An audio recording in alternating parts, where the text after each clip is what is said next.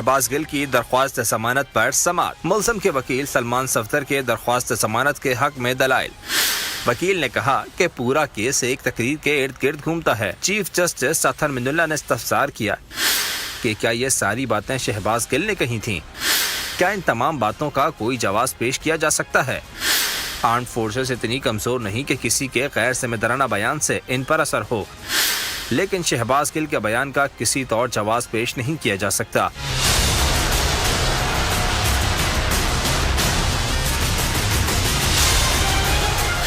وکیل نے دلائل دیے کہ شہباز گل کی گفتگو میں آرمڈ فورسز کی کہیں پر بھی تصحیح نہیں کی گئی۔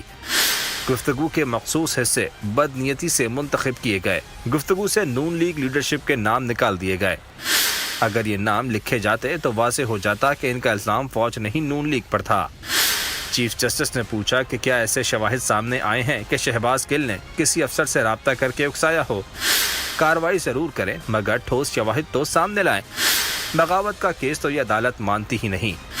چیف کمشنر اور وزارت داخلہ کی بغاوت کا کیس بنانے کی منظوری کہاں ہے؟ اسلام آباد ہائی کورٹ نے فریقین کے دلائل سننے کے بعد شہباز گل کی 5 لاکھ روپے کے مچلقوں کے عوض ضمانت بعد از گرفتاری منظور کر لی۔